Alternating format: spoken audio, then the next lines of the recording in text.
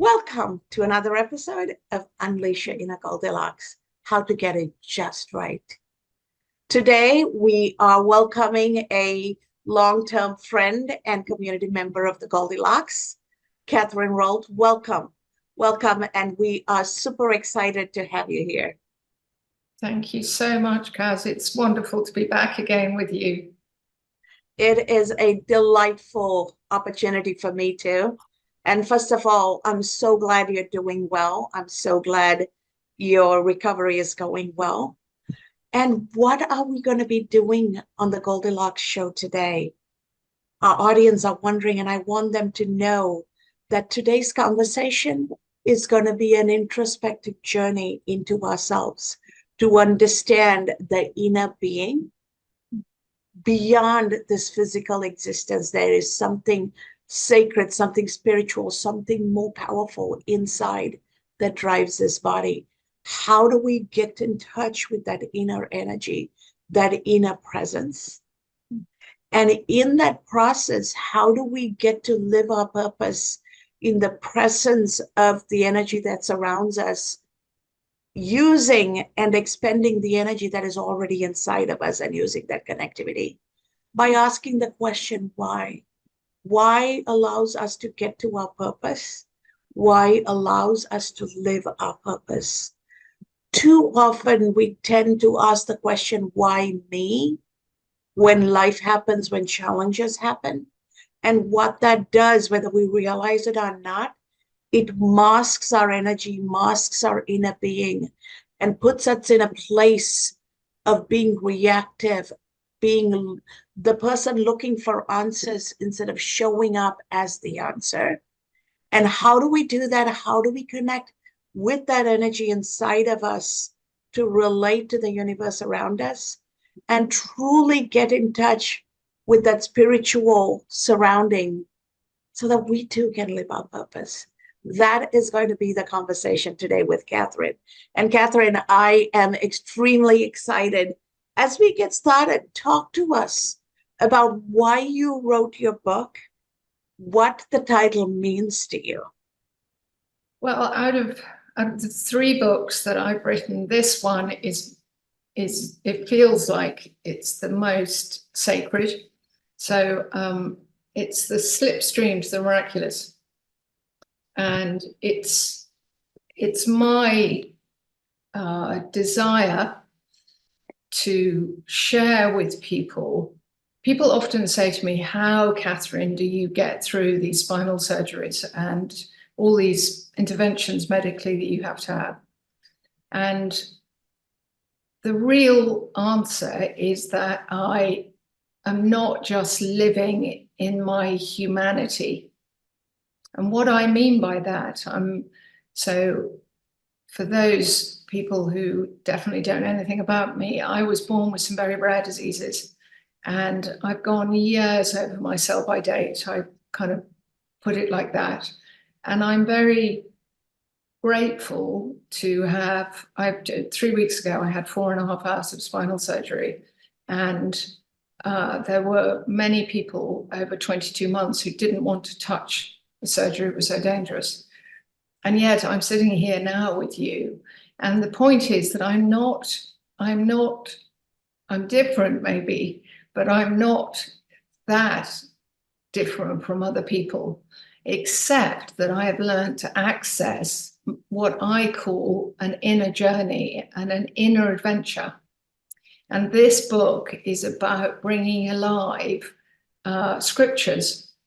And this book in particular is based on biblical scriptures, but I was brought up with metaphysics, which basically and simply means that all is one. And so if I am given a challenge, I literally know that I already have the solutions or the answers to that challenge, which is very different. I think, Kaz, what you and I have in common, my training is in Chinese medicine. And so I've learned the philosophy of Taoism. And traditionally, Taoism means the way, and early Christianity was called the way. And if you go into any scriptures, of any religions, and you go deep, deep, deep, the solace and the peace and the journey you are being invited in, very simply, is to come home to ourselves. And then, of course, if something happens, you actually know yourself well enough to know, okay, of what value can I be in the midst of having more spinal surgery, for instance? Mhm. So, And I don't know whether that answers that question, but absolutely. And what you're saying resonates for me, Catherine, because I was raised in the Hindu Eastern tradition. And Hindu is a term Europeans gave because we're people of the Indus Valley. But our culture is called Sanatana Dharma. Dharma means sacred duty. Sanatana means humanity. Humanity's sacred duty, the way of life, is our quest, our journey. So coming from our traditions, the way we were raised, what we were immersed in, makes total sense. A lot of folks around us are not raised in this tradition. They are raised in a tradition of individualism, I, me, this body, material things that facilitate a type of living for this body. yeah. How can they relate to your message? And how can they take a page to start their own journey to pivot? Because this is not working. We see so much unhappiness, so much unrest, so much violence. There's only so much we can physically try to attain. And no amount is going to make us happy No. unless that happiness and peace comes from inside. So, So, how can people benefit from your book? well, so I've had people already, it was quite funny in a way because the book went live and it suddenly hit to #1, I think, in Canada, UK, and America. And literally within 5 days, I was on a gurney going into hospital and being saved from being paralyzed. And already, even though I've been mostly recovering, I've had people say to me, which I think is an answer to your question partly. I've had people saying, I had no idea actually that I could read something daily that was relevant to my life. I didn't know that philosophies or scriptures, or somebody said to me the other day, they sent me a message and they said, I had no idea the Bible was at all relevant to my life. So what I've done is I've made all the issues that I know the West in particular is suffering from. So pandemics of loneliness, illnesses are going up, obesity, dis-ease. My first book was called Unravel Dis-ease Naturally. And I split it up deliberately because the journey of a human being is to conquer the next and the next and the next challenge, because in the midst of the challenge actually is the capacity to go, oh, life is an inside job. It's not an outside. So one of the things that I love is showing people that when you identify that you want more love out there. So a lot of young people, they want to meet their true love, let's say. Well, become your true love for yourself. So a lot of what I'm doing is showing people, how do you love yourself? What does that actually look like on a practical level? Because most of us are in our heads, and the real engine that runs us is fear. We haven't got enough, we're not pretty enough, we haven't got the right fashion, we haven't got enough money. And so everything that we think is our worth is on the outside, including the lipstick or whatever it is. Or in my case, I spent years going, if I do this, I'll be better, I'll be better, I'll be better. I'm the wellest I've ever been.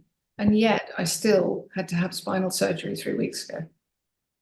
So how do you live with those paradoxes? And I think going inside and learning to love yourself, initially not liking yourself, is a huge step in the right direction. What does that look like? If you suddenly begin to realize that almost everybody out there to a lesser or greater degree is battling with the same issues, then suddenly you're not alone. So there's no need to be so aggressive when you're feeling impatient, for instance. I Because love where you're taking this, Catherine, and truly grounding us from a perspective of we're all on the same quest. yeah, We're all approaching it slightly differently, but this quest becomes easier if we can embrace each other instead of looking at the others and saying they are the other. If we look at every being as an extension of who we are and the energy that makes us up, then that quest becomes easier. So, what message do you have for individuals, for folks around the world, on how to look beyond themselves as they connect with the divine within them, the energy within them? How do they then relate it to the energy and the beings around them? my answer is going to be very challenging. One of, in my humble opinion, so take what you like and leave the rest from what I'm going to say, because it is challenging.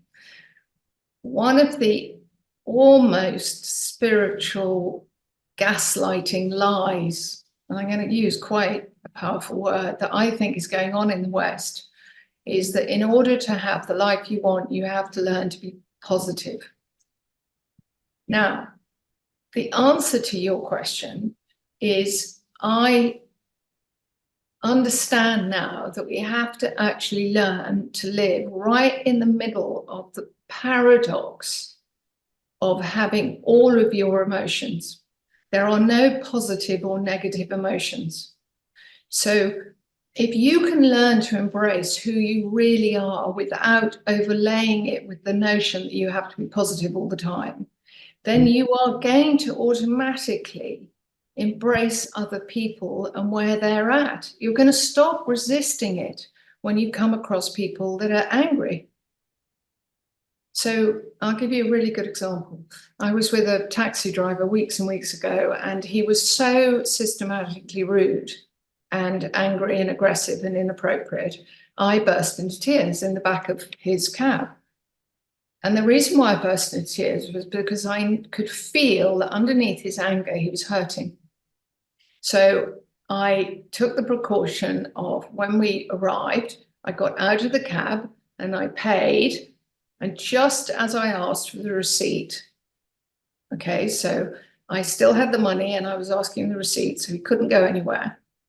I said, please, can I ask you a question? And I said it in a really gentle way. And he said, yes. And I said, what is going on that you are clearly, absolutely furious? I would really like to stand here and listen to you. With which he burst into tears. And he said, my wife died 3 days ago, and I don't know what to do with myself. And I'm really sorry because I've been very rude to you, haven't I? And I said, right in this moment, that doesn't matter. What you were doing was sending out a signal to a fellow human being that something was wrong. And it just so happens that I was the one in your cab that am really capable of just going, hold on, something is off. Now, if I had required him to be positive when his wife had just died, I would have been no use to him. So I don't need to be positive or negative. I need to love myself, all of it, my humanity, when I'm angry, when I'm upset, when I'm hurt, when I feel betrayed, when I behave badly towards other people. I have to love it all, and then I can love other people, not necessarily like them, and then I can decide how to improve upon my own behavior. I can't change other people's behavior, but I can decide, do I want to be part of the solution in this world, or do I want to become part of the problem? And becoming part of the problem, as far as I'm concerned, and this is very controversial, is endlessly putting jam on top of the rubbish. You have to get your marigolds on and actually get in there inside yourself and go, I'm really off today. I'm absolutely furious. I'm hurt. I'm sad. I'm lonely. Come on, find the solutions inside. Speak to a friend. Know that you're not alone. Something is going on. If you can find that within yourself with help, you can definitely then be there for somebody else. And then you're automatically part of the solution. And we need more love and more solution orientated, I think, people, rather than, in a way, we're sort of trying to tidy up, excuse the expression, we're trying to tidy up the shit. Well, let's deal with it. It doesn't go away. I couldn't ignore the fact that I needed more spinal surgery. I couldn't ignore the fact that nobody wanted to do it. I had to find a solution with help. Now, all of us can choose, do we want to believe in unicorns or in Jesus Christ or in Buddha? I personally don't believe that the universal God or love is anything more than energy that loves us more than we love ourselves. And the word Christ is truth. So I don't believe that the truth denies any single aspect of ourselves. But in order to find joy and peace, we actually have to learn to make peace with ourselves and forgive ourselves. Because we're very often not the size we want to be. We're not the lovely, perfect people. We don't have the perfect lives. We either have too much money, and I can assure you I've worked with a lot of people who have tons of money and they're still as miserable as maybe other people who think their solution is money. But whatever people have out there, it's never the right thing unless you meet people who love themselves. And I wanted to write a book that just on a daily basis, you could read a little piece of scripture or whatever it is, and I would interpret it in today's world I've had 40 years of clinical experience. And at the end of the day, no one, where it matters in our hearts, is very different. We have different personalities. We express ourselves differently. Of course, we're unique. But at the end of the day, we all want to love and be loved, and we want more connection. That's it. It's that simple. Absolutely. Absolutely. And I'm loving what you're saying, because ultimately we're all seeking happiness and peace. How we go about it may be different. How we try to handle ourselves is different.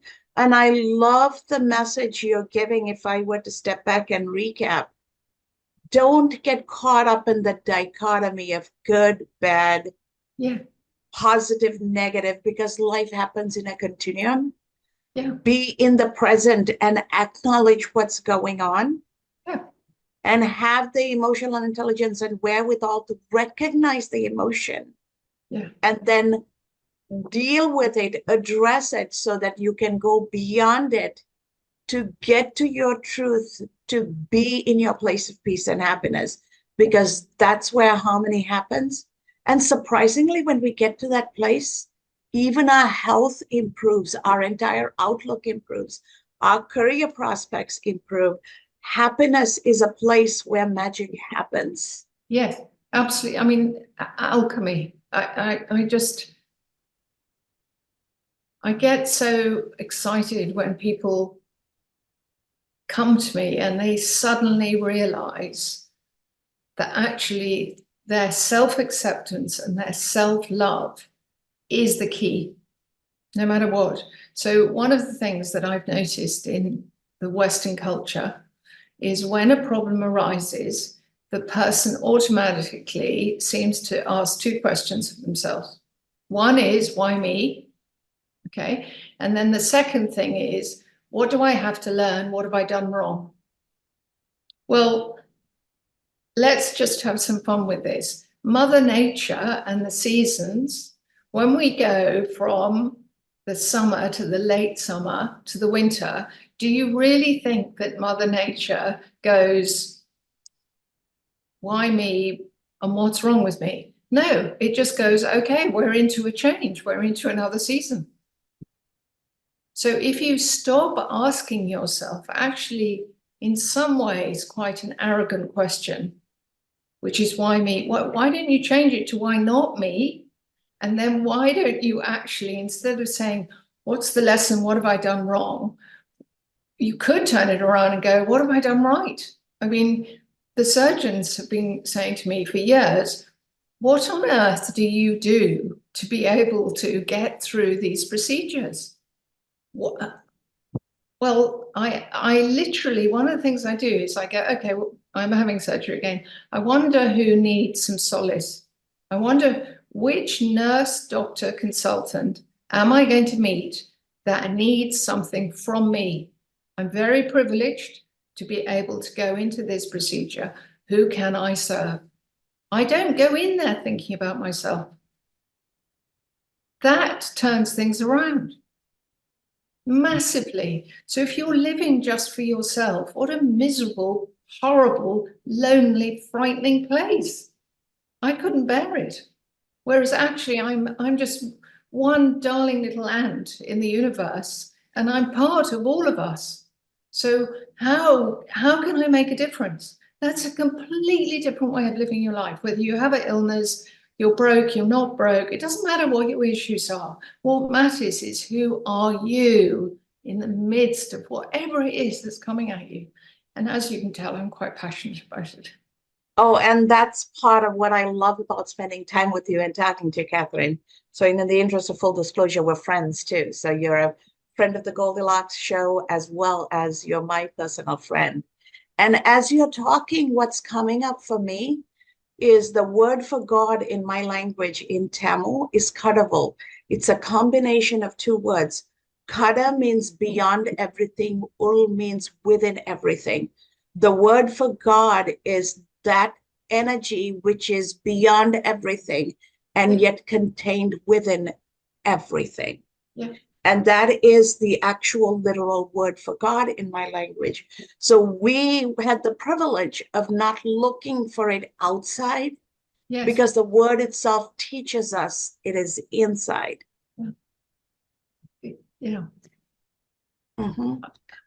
So I think that's another reason, Kaz, why I wrote this book, because I was brought up in a Christian, my great grandfather was Dean of Westminster, and my grandfather was Dean of the Cape. And, you know, I understand, who knows, because I wasn't there, obviously, but my great grandfather apparently was not a very nice man. And my grandfather apparently was a lovely man. Now, so I come from a very traditional Christian background. But when people say, are you religious? I go, no. And then they go, well, how does that work? And I go, I live a life of prayer, and it's sacred. Every step I take is sacred. And the Christian dogma, for me, hasn't worked.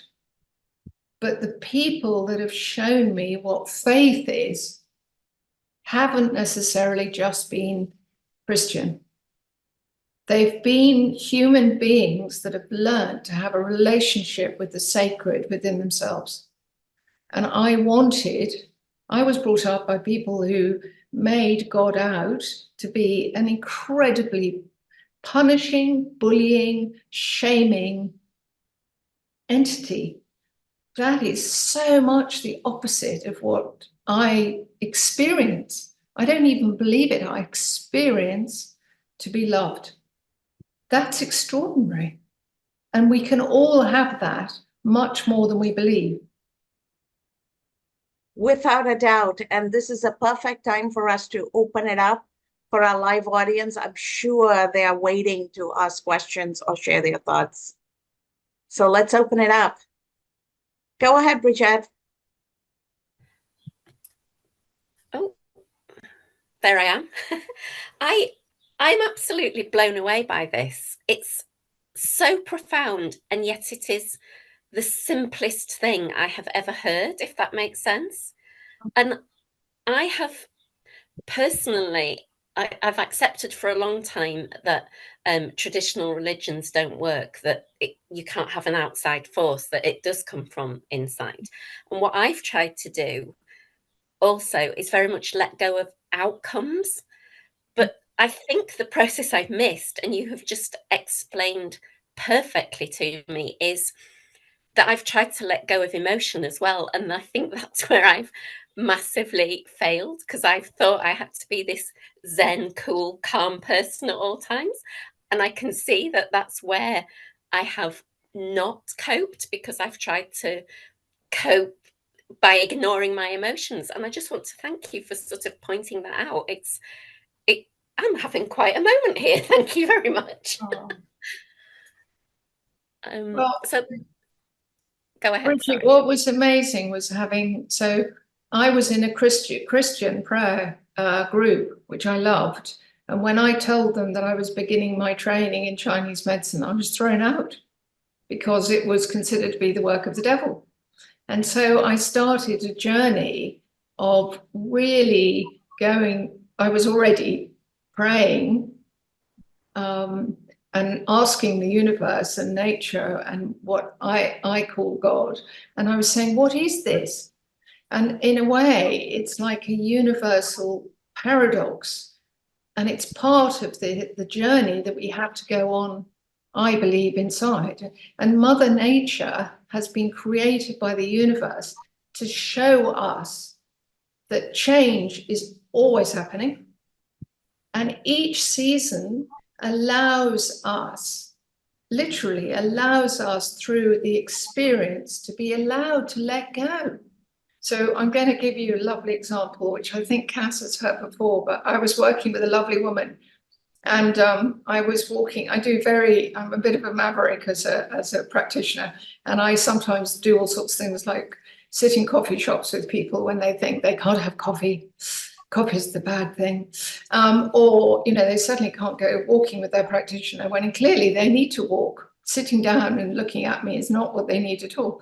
So I was walking with this lovely person, and she shot round to me really aggressively. She was very small and lovely, lovely person. And she said with just such exasperation, aimed at herself, and she said, surely I must be able to get rid of this grief. I mean, can't I move on? And then she expressed a little bit more. So I waited until she finished, and I said, can you please go up to that tree and shout at it very loudly? And she said, what? I said, go up to that tree and shout at it really, really loudly. Because right now we happen to be in the autumn. And could you please demand that it skips quite a lot and it just goes straight into the summer right now, now. And she said, oh, I have to surrender, don't I, to the process. Yeah. I'm in grief. It's autumn. My leaves are falling. Okay, I get it now. Mm. But that's not what we're being taught. We're being taught, move on, get over it. So, so of course we're drowning in this bewilderment of, I'm a practitioner, so I shouldn't be having surgeries because I must have healed myself. Surely, have I done enough Reiki? Have I done enough this? What's wrong with me? Should I be trusted? So, or I'm doing a meditation practice and I need to be peaceful the whole time. I don't trust anyone who's peaceful the whole time. No. Thank you for that. Yes.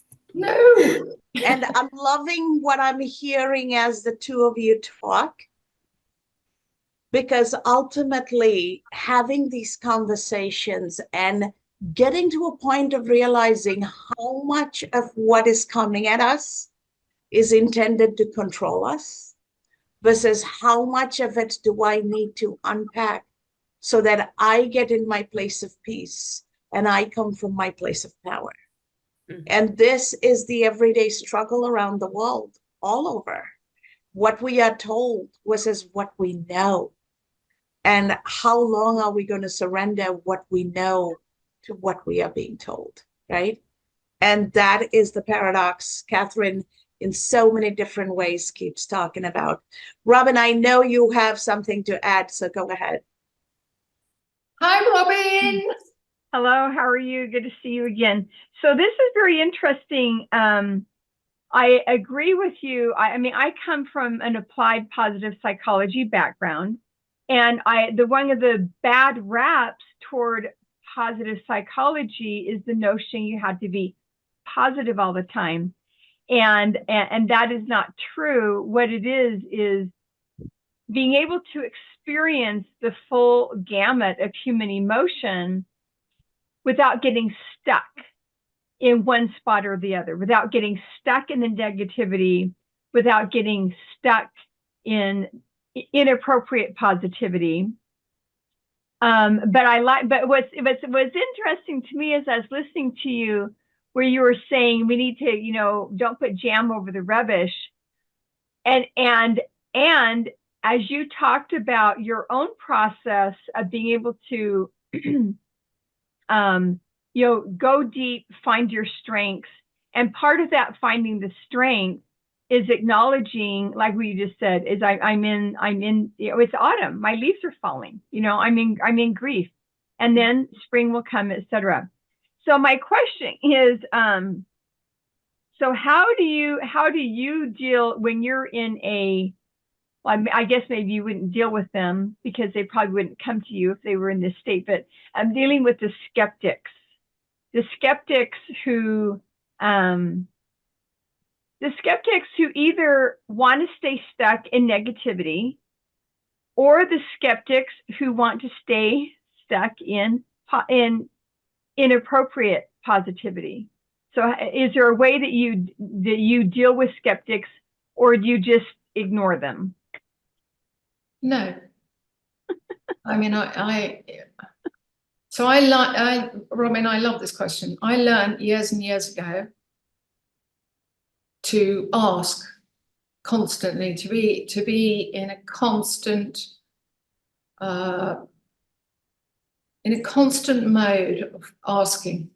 So I don't have an expectation of knowing the answers, but I do believe there's like a universal library, if you want, where I can go, I don't know. And if I'm supposed to know, what do I do? So when I have somebody in front of me who is being cynical or aggressive or whatever it is, okay, I no longer feel that I have to change them on any level. But what does happen for me is I automatically get curious. And I'm going, oh, this is serving you how you are, and yet you're wanting to engage with me. So immediately I know there's a paradox going on.